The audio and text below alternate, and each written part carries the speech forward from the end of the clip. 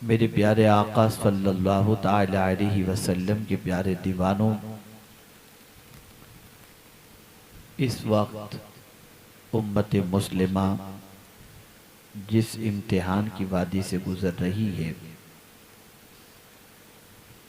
उसका इदराक, उसका एहसास कम इल्मों को कम, ज्यादा इल्म वालों को ज्यादा है। हमसे जो चीज लूटी जा रही है और जो चीज हमारी जिंदगी से छीनी जा रही है और लाशऊरी तौर पर मुसलमान अपनी उस कीमती चीज को अपनी जिंदगी से रुखसत करने में लगा है, उसे न उसके बारे में एहसास है, न फिक्र है और न उसके बारे में वो सोचता है। मैं आपको समझाऊंगा तो बात अच्छी तरह समझ में आ जाएगी। और इमाम हुसैन रदी अल्लाह ताला अन्हु जो करबला में सब कुछ कुर्बान किए, उसका मकसद भी इंशाअल्लाह आपकी समझ में आ जाएगा। मैं एक सवाल आपसे पूछता हूं, आप ट्रेन में सफर करते हैं, आपकी जेब में अगर 10 रुपया है और आप ट्रेन में सफर करते हैं, तो आप कैसे भी करवट बदल के सो जाएंगे, आपको कोई फिक्र नहीं होगी। और बैग के अंदर भी अगर आपके 10, 20, 25 रुपए पड़े हैं तो बैग की भी आपको फिक्र नहीं होगी, सो जाएंगे आराम से। लेकिन अगर आपकी जेब में या आपके बैग के अंदर 5 लाख रुपए मौजूद हों, तो जब आप ट्रेन में करवट लेंगे ना, तो बार बार हाथ लगाएंगे, पैसा तो है ना। आप बैग को चेक करेंगे, जिस बैग के अंदर पैसा है, पैसा तो है ना, कोई उठा के तो नहीं ले गया। बल्कि थोड़ा सा आगे बढ़कर के अर्ज करूं तो गलत न होगा कि आप इत्मीनान से सो भी नहीं पाएंगे। मुझे जवाब दीजिए, मैं आपकी जहनी सतह को सामने रखते हुए बात कर रहा हूं ताकि आप समझ सकें। मुझे ये बताइए, 5 लाख रुपए लेकर के आप सफर कर रहे हों, आपको चैन की नींद आएगी? जवाब दीजिए ना। आपको फिक्र यही तो होगी कोई लूट न ले, कोई बैग चोरी न कर ले, कोई जेब काट न ले। लेकिन अगर आपकी जेब में 20, 25, 50 रुपये हो तो आपको कोई फिक्र नहीं होगी। हमारा हाल ईमान के सिलसिले में वही हो चुका कि हमने ईमान को 20-25 रुपए की अहमियत दी, इसलिए बिल्कुल बेखौफ सो रहे हैं। एहसास ही नहीं कि दुनिया हमारी जिंदगी से ईमान छीनने की कोशिश कर रही है। लेकिन इमाम हुसैन जानते थे कि मेरे नाना की उम्मत इस ईमान की कद्र को नहीं जानेगी। मेरे नाना की उम्मत दीन की अहमियत को नहीं समझेगी। मेरे नाना की उम्मत गुनाहों के दलदल में डूब जाएगी। मेरे नाना की उम्मत के दिलो दिमाग के अंदर ईमान की कद्र व कीमत घट जाएगी। तो फिर इमाम हुसैन ने उस ईमान की कद्र व कीमत और इस्लाम की कद्र व कीमत बचाने के लिए अपना सब कुछ लुटा दिया, ताकि जब भी उनकी याद की महफिल सजाई जाए तो इंसान का ईमान उसके सीने के अंदर रोशनी की तरह जगमगाने लग जाए। मेरे प्यारे आका सल्लल्लाहु ताला अलैहि वसल्लम के प्यारे दीवानों, करबला में इमाम हुसैन अपना दीन, अपने दीन पर अमल का जहां तक मसला है, तो मैं अक्सर कहा करता हूं, दुनिया में लोगों को डिग्री इम्तिहान के बाद मिलती है। इम्तिहान से पहले किसी को डिग्री नहीं मिला करती। पहले इम्तिहान दो, नतीजा आएगा, फिर आपको डिग्री मिलेगी कि पास हुई या फेल।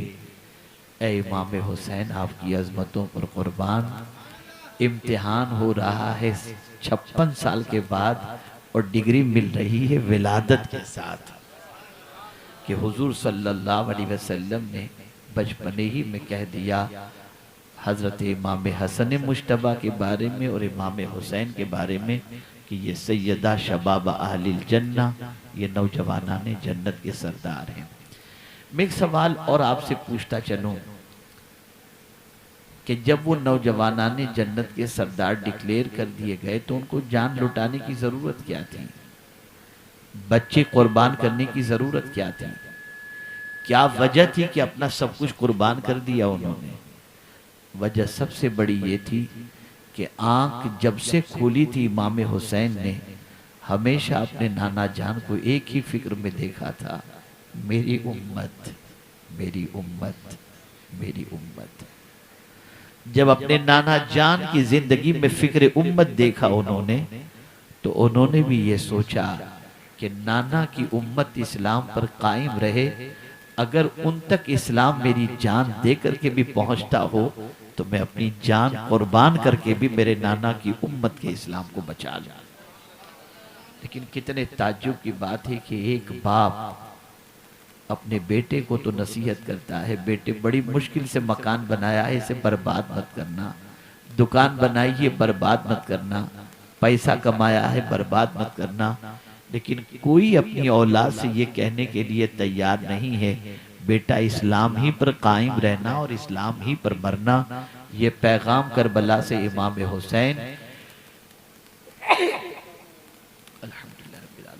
अपने नाना की सारी उम्मत को पेश कर रहे हैं कि देखो रसूल आज़म सल्लल्लाहु ताला अलैहि वसल्लम को सबसे ज्यादा फिक्र इस बात की थी कि हम इस्लाम पर जिंदा रहें और इस्लाम ही पर इस दुनिया से जाएं, ताकि हमारी दुनिया भी बेहतर बन जाए और हमारी आखिरत भी बेहतर बन जाए। लेकिन मेरे प्यारे आका सल्लल्लाहु ताला अलैहि वसल्लम के प्यारे दीवानों, हमने इस्लाम हल्के से लिया, इस्लाम को मामूली समझा, इस्लाम की कोई अहमियत नहीं समझी। आप जरा सोचें और अंदाजा लगाएं, कुरान कहता है या अय्युहल्लज़ीना आमनु तक़ुल्लाहा हक़्क़ तुक़ातिही वला तमूतुन्न इल्ला व अंतुम मुस्लिमून।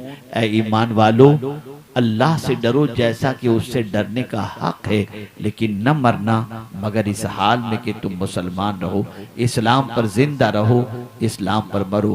आज गानों के जरिए इस्लाम मुसलमानों की जिंदगी से रुखसत हो रहा है, गाने कुफरिया आ रहे हैं, उन गानों को मुसलमान गुनगुनाता है, इस्लाम से छुट्टी पा जाता है, कसमें खाता है, गलत जबान से अल्फाज इस्तेमाल करता है और उसके ईमान के लाले पड़ जाते हैं।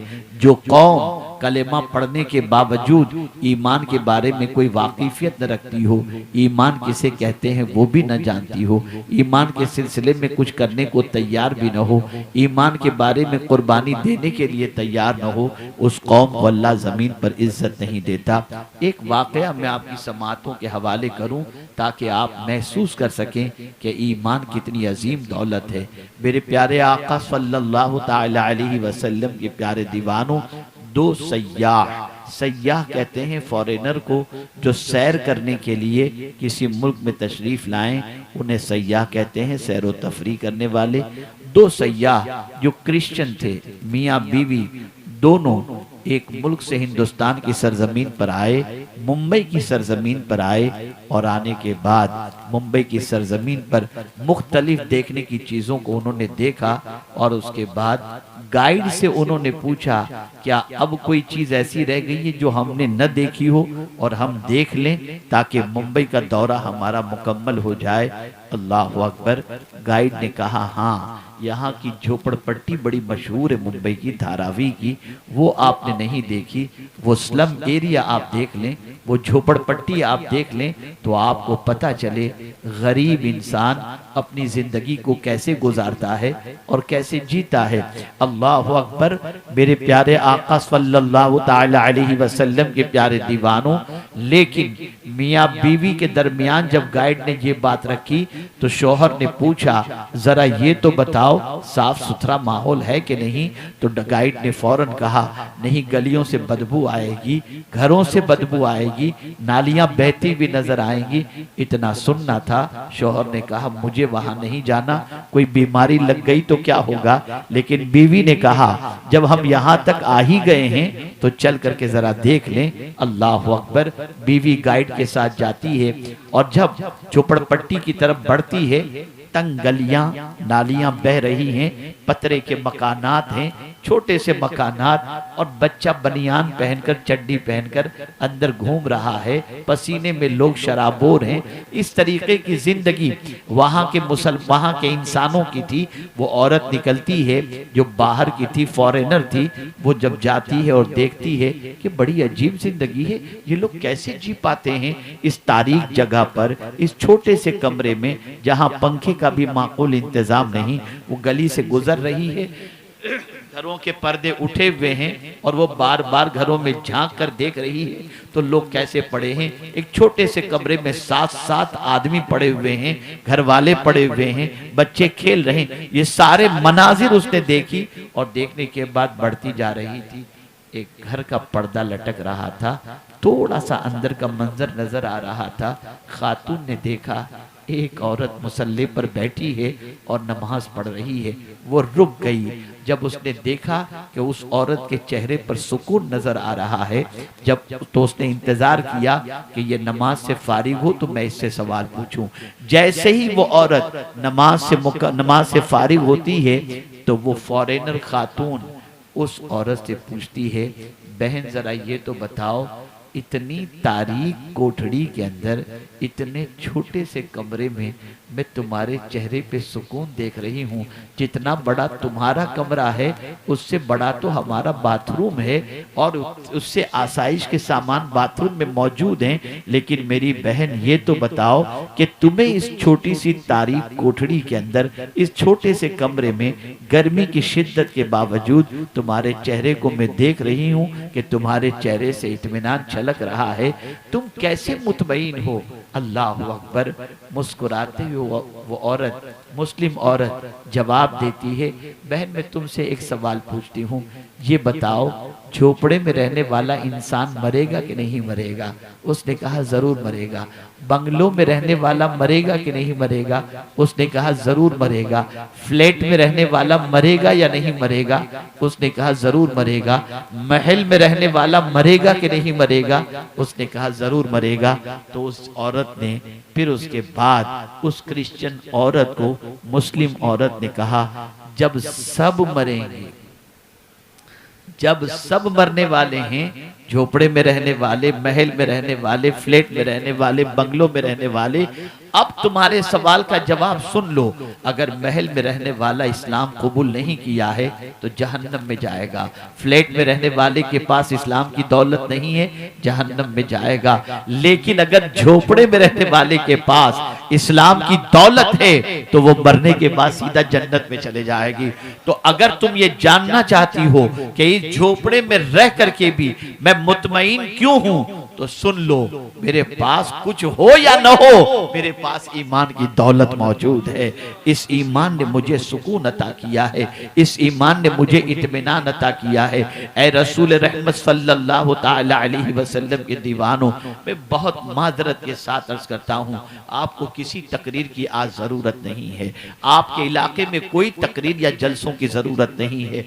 आपके इलाके में जो सबसे ज्यादा जरूरत है वो इल्म हासिल करने की जरूरत है, कुरान सीखने की जरूरत है, नमाज सीखने की जरूरत है, मसाइल सीखने की जरूरत है, शरीयत सीखने की जरूरत है, इल्म दीन सीखने की जरूरत है, इल्म दुनिया सीखने की जरूरत है। अगर आपने खुद ये न सीखा और न अपनी औलाद को सिखाया तो जैसे आज आप इस दुनिया से कोरे कोरे जा रहे हैं, औलाद भी इसी तरीके से कोरी कोरी चली जाएगी।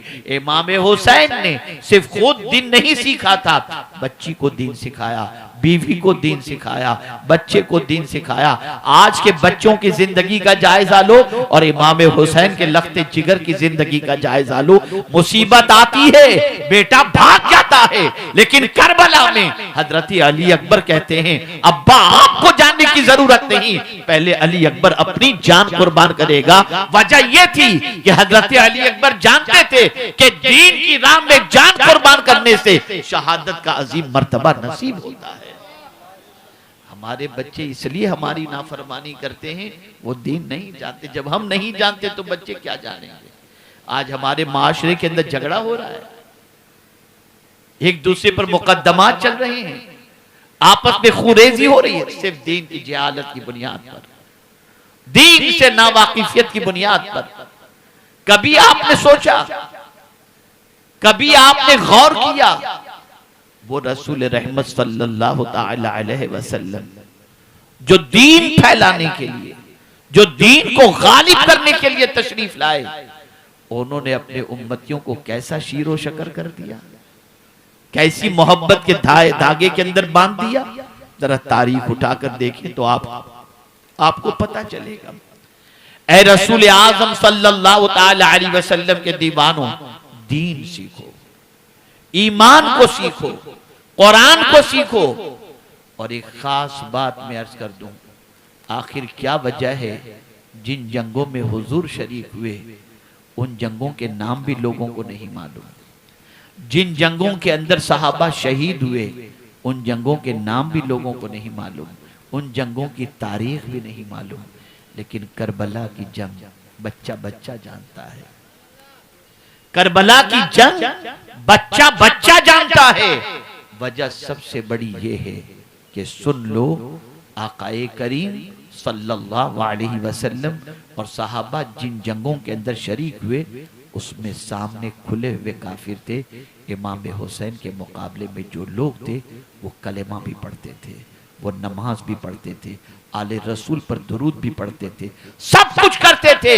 फिर भी इमाम हुसैन के मुकाबले के लिए आए तो अल्लाह कयामत तक के लिए एक मिजाज अपने बंदों को देना चाहता है, और वो ये है, हर नमाज पढ़ने वाले पर भरोसा मत करना, हर कलेमा पढ़ने वाले पर भरोसा मत करना। जरा करबला का मंजर तो तुम देखो, नबी की आल पर दुरूद भी पढ़ते हैं और नबी के आल को कत्ल करने पर भी आमादा हो रहे हैं। पता चला हर कलेमा पढ़ने वाले पर भरोसा नहीं किया जाएगा, अगर भरोसा किया जाएगा तो ये देखा जाएगा उसका सीना मोहब्बत रसूल से लबरेज है या नहीं है, उसका सीना अहले बैत की मोहब्बत से लबरेज है या नहीं है, उसका सीना सहाबा की मोहब्बत से लबरेज है या नहीं है। अगर नहीं तो कलेमा पढ़ने से भी कोई किसी के ऊपर एतबार नहीं किया जा सकता। हम समझ नहीं रहे हैं, हम बहुत सख्त इम्तिहान में, मुसलमानों बहुत सख्त इम्तिहान। आपको एहसास नहीं, गोश्त मछली खाकर, अच्छे कपड़े पहनकर ईद की नमाज को जाकर हमने समझ लिया कि हम बहुत बड़े मुसलमान हैं। क्या जानते हो इस्लाम के बारे में? क्या जानते हो आप? क्या कभी सीखने की कोशिश की आपने? कभी जानने की कोशिश की आपने?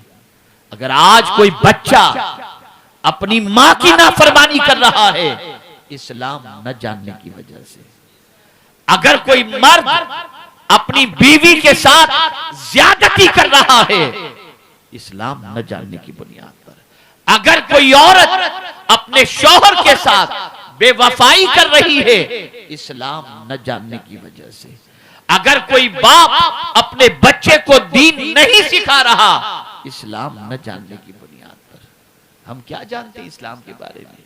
खाना पीना, बस गोश्त मछली खाओ, मौज करो, इसके अलावा क्या जानते हैं इस्लाम के बारे में? और कभी जलसा हो जाए तो हु हा धम पछाड़ कर दिया, बस खत्म। इसके अलावा क्या है? क्या सीखा आपने?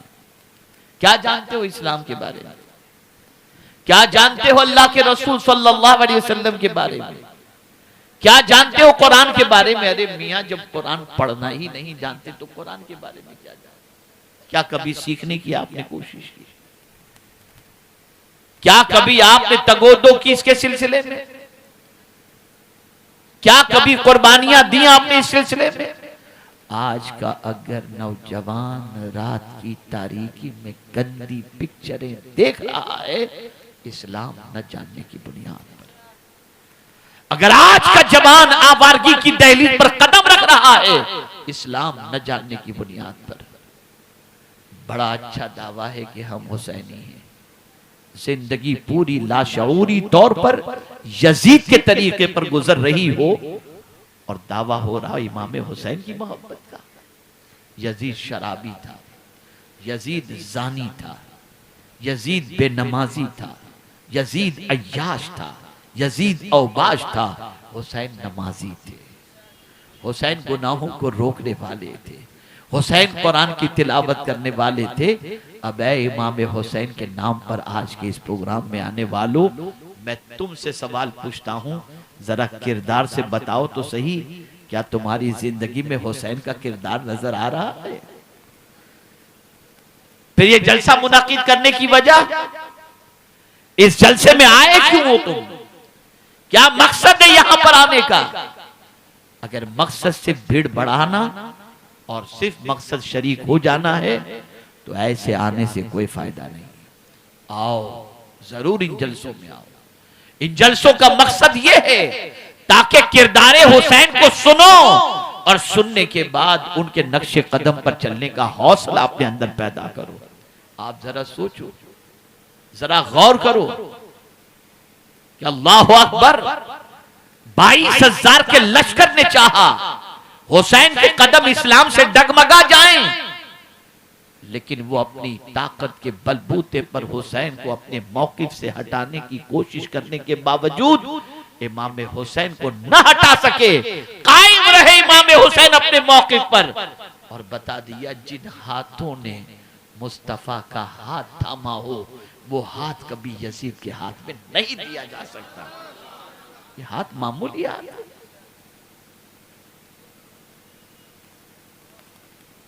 आज कहां जा रही है? ये हाथ से कयामत में पूछा जाएगा, ये हाथ गवाही देंगे कयामत में। आप ये ना समझना ये आपका हाथ है, जहां चाहो रखो, जो चाहो करो, नहीं। यौम तशहदु अलैहिम अलसिनतहुम व अयदीहिम व अर्जुलहुम बिमा कानू यामलून।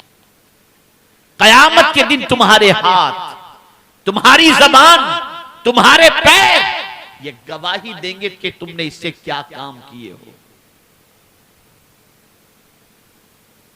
क्या कयामत का मामला मामूली है? क्या कयामत का दिन हल्का फुल्का दिन है? क्या कयामत का दिन बहुत हल्का फुल्का है? नहीं। कयामत के दिन के तसव्वुर से वो सिद्दीक अकबर जिनको सरकार ने जन्नत की बशारत दी, वो सिद्दीक अकबर जो आज अफजलुल बशर बादल अंबिया हैं, वो कहते हैं कि काश मैं कोई चिड़िया होता, लोग मुझे काट कर खा जाते ताकि कयामत के दिन मुझे अल्लाह को हिसाब देने का मामला न होता। और आज का मुसलमान कुछ भी कर रहा है, जो जी में आ रहा है कर रहा है, जिस तरह चाहता है जिंदगी गुजारता है।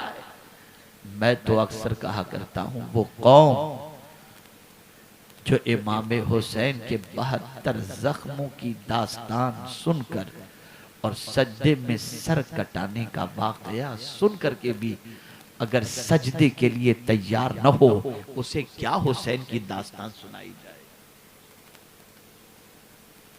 क्या करबला का वाकया उसे सुनाया जाए?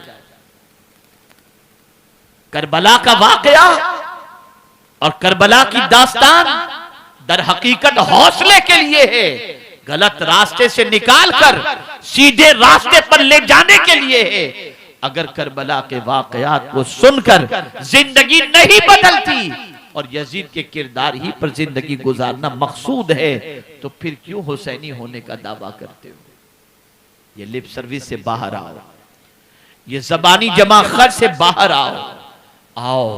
और बस आखिरी बात अर्ज कर दूं, मौसम बारिश का भी है और मैं मशकूर हूं आप लोगों का कि ऐसी सिचुएशन में भी आप बिल्कुल अच्छी तरीके से जम करके बैठे हुए हैं। बस एक बात अर्ज करता हूं, सवाल पूछूंगा, आप मुझे जवाब देंगे। आप सब इमाम हुसैन से मोहब्बत करते हैं, ऐसा जवाब, जरा ऐसा जवाब दीजिए जिससे इत्मीनान हो कि आप इमाम से मोहब्बत करते हैं, इमाम हुसैन से मोहब्बत करते हैं। पक्की बात है। आप चाहते हैं कि इमाम हुसैन आपसे राजी हो जाएं? कितने लोग चाहते हैं? सुन लो, इमाम हुसैन को अगर राजी करना है, इमाम हुसैन को अगर राजी करना है तो उनके नक्शे कदम पर चलो, वो राजी हो जाएंगे। उस तरीके पर चलो जिस तरीके पर चलाने के लिए इमाम हुसैन ने जान दी। वो कैसे राजी होंगे और कितने राजी होंगे? हुजूर ने उनको नौजवानाने जन्नत का सरदार फरमाया। वो जन्नत में उस वक्त तक कदम न रखेंगे जब तक उनके नक्शे कदम पर चलने वाले को अपने साथ लेकर के न जाए। लेकिन उनके तरीके पर चलना होगा, उनके नक्शे कदम पर चलना होगा। मुझे हैरत होती है कि मैं जाता आता रहता हूँ दुनिया में मुख्तलिफ जगहों पर, लेकिन कभी कभी ऐसा भी दिल होता है कि अब एक जगह बैठ जाएं जिस कौम का दिल इतना मुर्दा हो चुका हो, कुरान सुनाकर, हदीस सुनाकर, सहाबा अहले बैत के वाकयात सुनाकर, उनकी कुर्बानियां सुना करके भी जब ये कौम सुधरने ही को तैयार नहीं है तो इस कौम को सुनाकर क्या फायदा। लेकिन फिर एक उम्मीद की किरण जगती है, चलो सब नहीं कुछ भी अगर सुधर जाते हैं तो ये भी बहुत बड़ी बात है। आज आप इम्तिहान के मैदान में बैठे हुए, ये आपका मैदान है, ये इम्तिहान का मैदान है। इमाम हुसैन के लिए करबला का मैदान इम्तिहान का था, आपके लिए ये इलाके में आना ये इम्तिहान का मैदान है। आपका इम्तिहान ये है कि आपकी जिंदगी कल से किस रास्ते पर चलती है।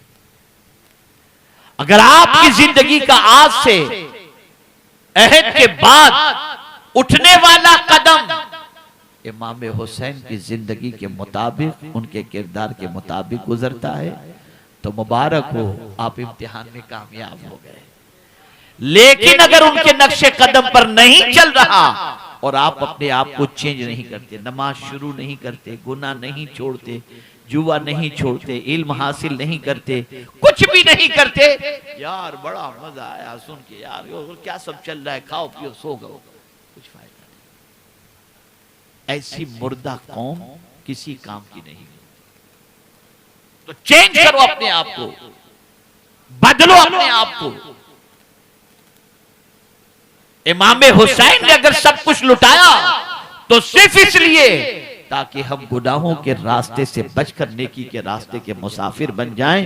लेकिन अगर हम इमाम हुसैन की मोहब्बत का दम भी भरें और नेकी के रास्ते पर चलने के लिए तैयार ना हो, सजदे के लिए तैयार ना हो, गुनाह से बचने के लिए तैयार ना हो, तो मैं ये समझता हूं हमारे इस आने जाने से इमाम हुसैन राजी नहीं होंगे। मैं वादा लेना नहीं चाहता, वादा लेना नहीं चाहता कि वादा करेंगे और फिर वादा खिलाफी करके फिर गुनाह में आप गिरफ्तार हो जाएं। मैं तो सिर्फ आपके दिल में आपको झांकने की दावत देता हूं और गुजारिश करता हूं कि बदल डालो, और उम्मीद करता हूं कि इमाम हुसैन का फैज आप पर जारी होगा और आप इंशाअल्लाह कल से अपनी जिंदगी को बदलने की कोशिश करेंगे इंशाअल्लाह लज़ीम, जरूर करेंगे इंशाअल्लाह। नमाज की पाबंदी करो, नमाज किसी हाल में मत छोड़ो, किसी सुन्नी सहीहुल अकीदा इमाम के पीछे नमाज पढ़ो और नमाज के पाबंद बन जाओ, नमाज के पाबंद बन जाओ। याद रखो अल्लाह उस बंदे से अपना दस्ते अमान उठा लेता है जो नमाज छोड़ देता है, और अल्लाह अगर अमान का दस्ते करम अपना उठा ले तो फिर कौन उस बंदे को अमान दे सकता है। बदलो अपनी सोच को, बदलो अपनी फिक्र को, बदलो अपने नजरियात को। ए रसूल आज़म सल्लल्लाहु ताला अलैहि वसल्लम के दीवानों, इल्म हासिल करो, गली गली कूचे कूचे के अंदर मोहल्ले मोहल्ले में मकातिब कायम करो, नौजवान नन्हे नन्हे बच्चों तक पहुँचो, उन्हें मकतब तक लाओ, उन्हें कुरान सिखाओ, उन्हें मसाइल सिखाओ, उन्हें इल्म सिखाओ। आवाज़ देकर घरों से लोगों को निकाल कर नमाज के लिए लेकर के जाओ, लोगों तक नमाज की दावत पहुंचाओ। ये काम करो, ये सब काम करने का है।